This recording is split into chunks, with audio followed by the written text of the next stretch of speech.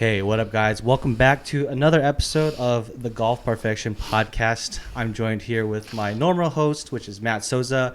And today we have a guest today. This is Craig, and he is a teaching professional at another golf garage-like place named the Golf Spot. So, Craig, before we get into today's topic, why don't you introduce yourself and tell everyone what you do and then where you do it at. My name is Craig White. I'm a golf instructor at a business that a friend of mine owns. It's called the Golf Spot Bay Area, and it's in Pleasant Hill. All right. Awesome. So for today's specific topic, we're going to talk about gear. So everyone loves gear, and I thought I would ask these two teaching professionals, like, hey, obviously the main question of like when to buy clubs, but then, how do you recommend, or do you recommend your students to purchase something new if you see something that think is holding them back? So I guess the first question to both of you, whoever wants to take it first can do that. Are there any indicators when you're giving a lesson that there is equipment issue? Yeah, absolutely. I think it's from the way that you set up. If you have them in a position where you think they should be and the toe of the club is still straight up or the heel of the club is straight off the ground, then obviously there's going to be an issue. So it's going to affect the way the ball flies to a certain degree. Sure. But given that it is a beginner, it's not something that I'm necessarily concentrating on saying this is going to affect your golf swing long term. Are we going to need to change it? Yes. Is your body going to adjust 1 degree up or down? Generally, yes. Right. But a lot of people come in and they, either are saying, well, should I buy clubs? Should I get fit?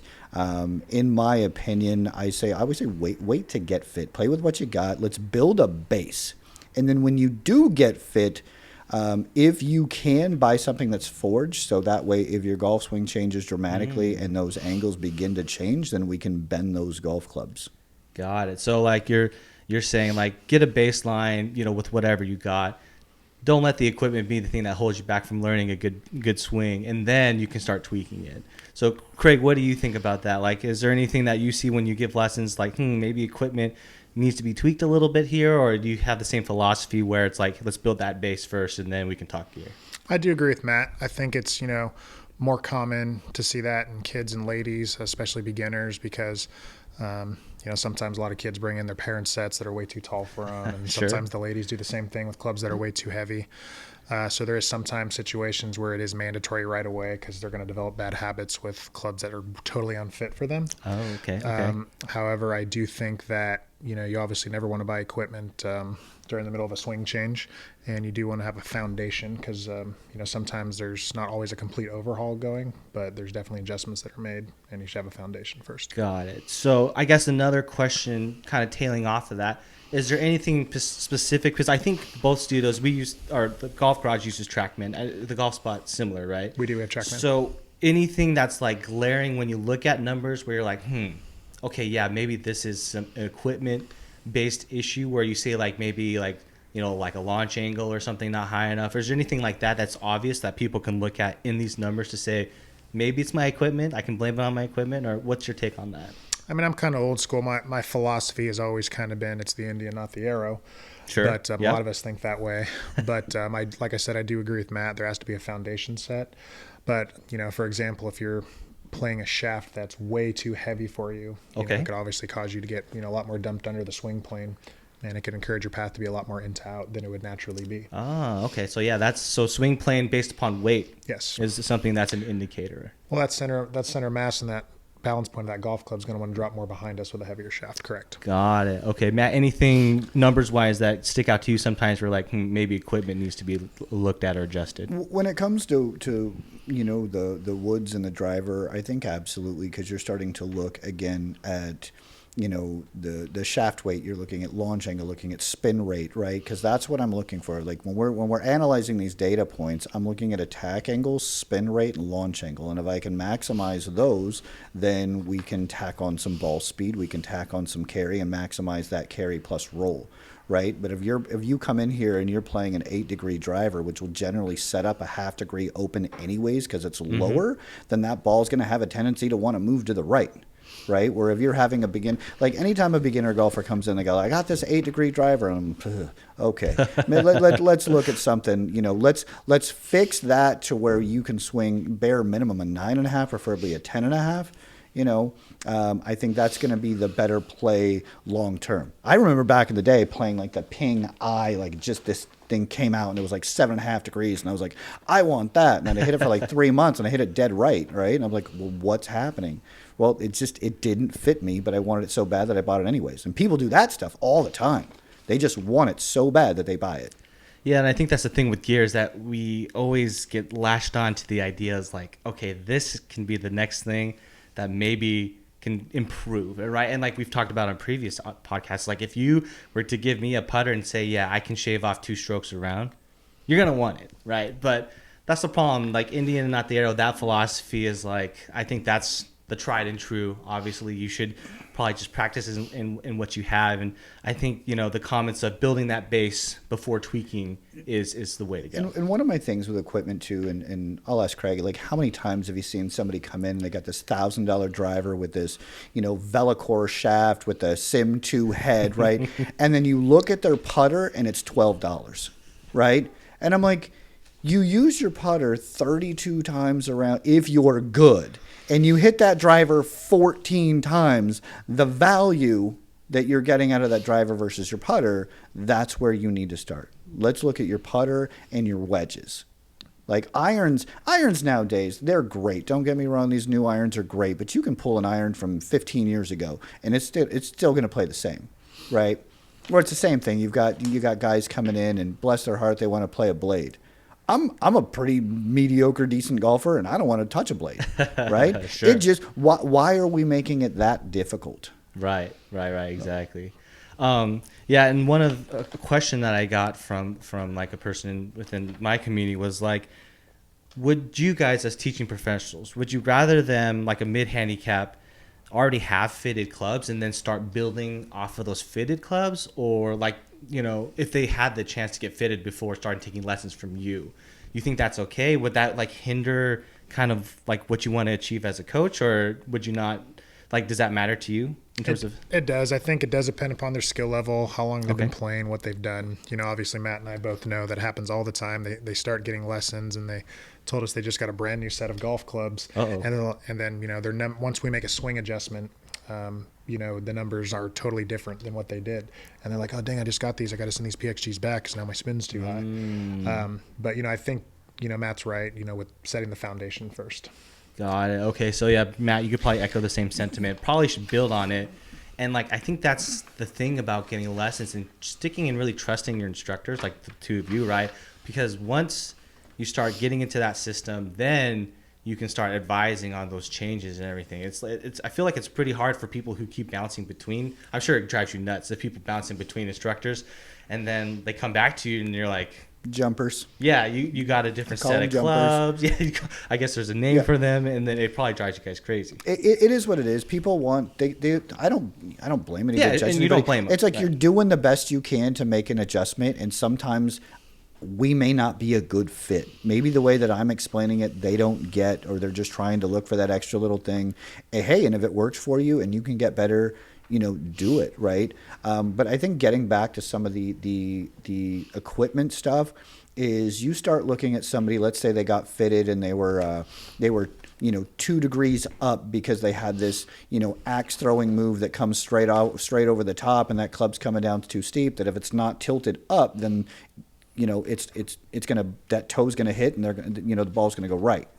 Okay. So they have that adjusted, and then they spend an hour with Craig or I, and now I've got them coming 3 degrees from the inside, and now that club is no longer it no longer fits that move. So that's how quickly it can change. But I think things like grip size, length of club, shaft flex, all of that stuff is great. If you have all that stuff set from the beginning, I think you're a step ahead. And that's why I always say, like, look, forged golf clubs are more expensive, right? But we can manipulate that head over and over and over and over and over again as you need to. Got it. Anything on that, Craig? Or but I guess another question for the both of you is, like, when you do recommend changes in equipment or anything? Is there anything that you tend to focus? Like you mentioned the putter, right? Like how come people are spending so much money on all these drivers chasing ball speed, but like when a putter is something you use all the time? So do either of you gravitate to any equipment changes with your students in terms of, priority? Like what do you prioritize, if anything? I'm a little bit old school. I want to go again. I want to make sure that the wedges through their pitching wedge, that they have that traditional 4-degree gap. Oh, interesting. Craig, anything for you? Like, do you not dabble? Would you rather be hands off with equipment and then just focus on swing, or do you do anything with equipment wise under suggestions? I think it depends where they're at with the game. Okay, I think fair it enough. depends, what type of player they are, what their goals are. If they have 3 kids, 2 jobs, a lot going on, can practice once every 2 weeks. I'm not a big fan of technology and closed club faces, kind of like the old school Cobra drivers that help slice the ball. You're not fixing the real root. You're not fixing the real problem. But if you're that type of student, then sure, we'll put a Band-Aid on it. I'll drop your right foot back. I'll get you more hand depth and send you on your way. For sure. And we see that a lot, and that's kind of like when you're having that discussion with a new client, right? That you're saying, okay, how much time are you going to put in? What is your goal, and what are you going to do to get to that goal? I'm going to give you the information to get there. I'm going to give you all the support and all the knowledge that I've built up over my 23 years of doing this, and I'm going to try to give that to you, right? But if you say, oh, okay, my lesson's going to be, I'm going to take one now and I'm going to take one 6 months from now, I'm going to need to put a Band-Aid on what you've got. I see. Right. And so that could be in the form of like, okay, I'm going to give you like the most forgiving, iron out there and most forgiving setup out there, because I know like I'm only going to get to see you ever so often. So I'm going to try to set you off, put that Band-Aid on, like you said, and, you're out there on your own. I mean, we want to make it enjoyable. Sure. Like, right? You can't do if it's going to take a minimum of 4 or 5 sessions to do, maybe not like a full rebuild, but just like some tweaks on what their swing plane is, what their face angle is at impact, right? That's going to make a huge difference. But some people, again, like to say that I'm going to fix, everything in an hour and send you on your way, sometimes that doesn't, that's not feasible. Right. Sure. And then again, if I show you, and I think some of the struggles that I have that I see is they have it here, and then they lose it there, right? And getting them to be able to take it from here to there is a big deal, and that takes practice. That takes comfortability. I have people say, "Hey, should I take this out to the course?"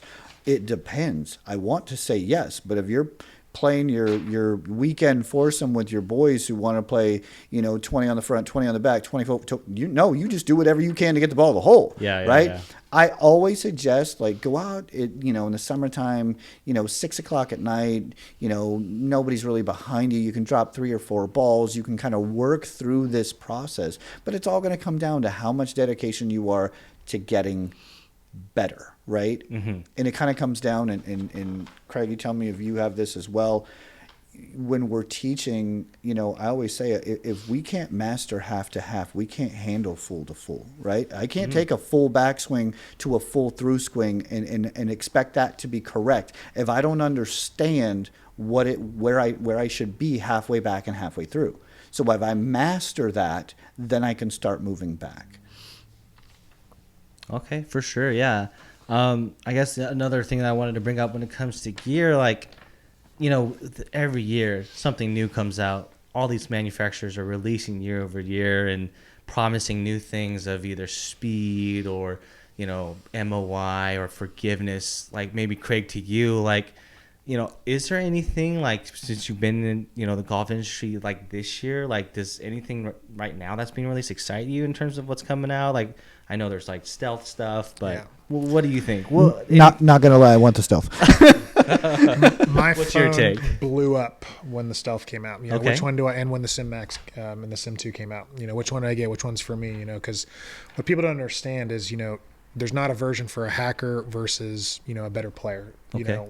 You might find a guy like a tour. Everyone thinks that the max with the weight more in the back of the head is all for hackers, and that's not how it works. It's what's best for you based off of your numbers and the way you swing the golf club. So I never really have an answer for them. They all want an answer. They want me to tell them over a text message which one they should get. Oh, so even though like I'm not sure if you were excited about the stealth or not. It sounds like a lot of your students were like, oh man, like great, what should I do? Like, should I get this? Kind of thing. Interesting. I always say get fit. I say don't ever do anything without getting fit. Got it. Okay. Period. Got it.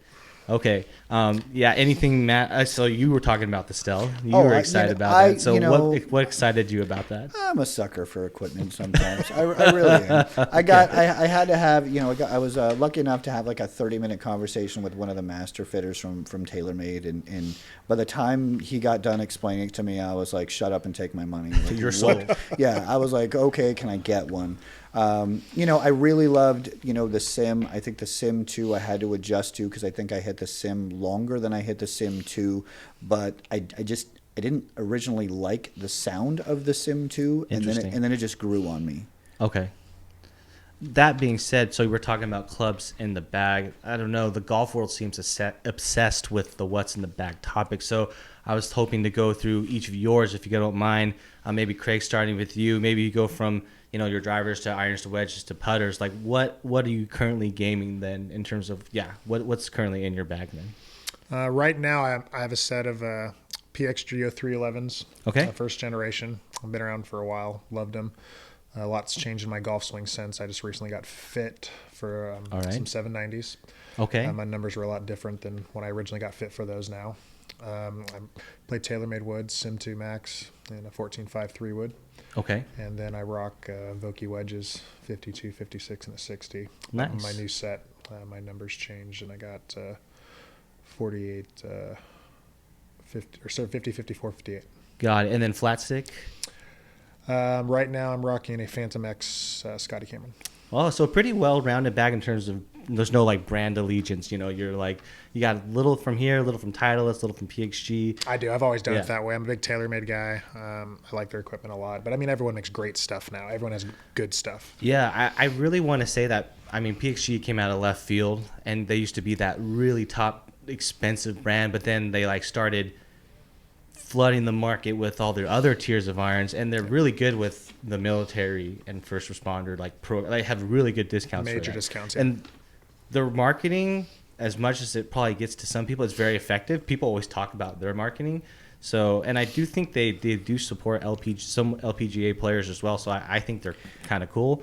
I think it's hard to break through. And they absolutely. did it, right? Yeah. I mean, how many other major brands out there over the last 15 years have really, really broken through, and they did it. They're a household name now. Yeah. Right. I don't have too much experience, but the last time Craig was here, I hit his, and I was like, I want these. They were amazing.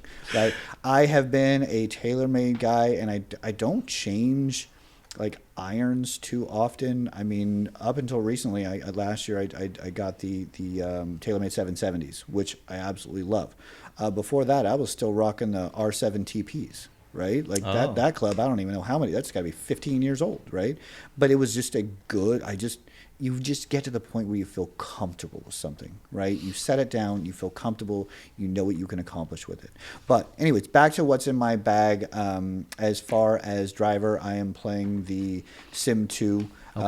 Because I broke 3 of the Sim heads and they wouldn't send me them anymore. Okay. And then, not to say that I'm super fast, I just crack the bottoms. But then I've got the Velocore Black, which is a great combination. I really love that combination. 3 wood. I have the TaylorMade Sim 3 wood. We're currently on contract renegotiation, so it rarely comes out of the bag. I see. I did have a PXG 3 wood that I absolutely love that I got from Mikey Fortalazza, Mikey. And then I ended up giving it back to him. So, Mikey, if you're listening, I'd like it back. I keep begging for it because it was just something I hit really well, and I had a bad day with one time, and I gave it up, and I regret it ever since. Hybrid, I am playing the TaylorMade, like the Arrow, something like that. All I know is a great club. I hit it a mile. Irons, again, TaylorMade P770s.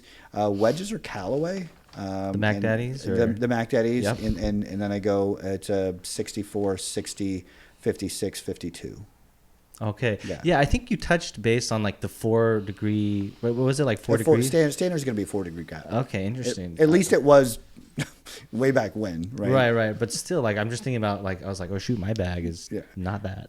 Well, I mean, if you come in and you have a 58 and a 56, yeah, there's no wrong. gap, like, you know. Yeah. But some people will go like, you know, if you're going like a 53 to a 58. Or bending a 52 to a 53, just whatever matches your yardages. I always want somebody to have that 95 to 100 club, right? For me, it's like 97 yards is my 64 degree wedge on the number. I'm a de-lofter of the golf ball, so I don't hit big, high bombs. I hit low, and I hope it spins and stops, right? Got it, yeah. But I do like the Callaway wedges. Got it. Okay, great. Yeah, so thanks for sharing kind of what's in your guys' bag. You know, people, and that's like kind of the territory when it comes to golf, is people love gear. Like any industry that you think about where gear is integral to the hobby, you're going to get a bunch of gearheads. You know, they call it gear acquiring syndrome. They call it gas, where people just love to buy stuff. Golf is no exception. And yeah, people just love to talk about. So that's why I appreciate getting your guys' insight, you know, from 2 teaching, you know, pros, like, you know, the ins and outs of what you guys think gear is supposed to do for the golfer and how far it can get you in the game. But at the end of the day, it sounds like, you know, you got to build that base. You got to put in the work. There's going to be no substitute for putting in the work. No shortcuts. Yep, no shortcuts. So, okay, so I think that wraps up this particular topic. We're going to have 2 more coming up. So, yeah, stick around for that. Hope you guys enjoy that one. Keep chasing, and we'll see you guys in the next one.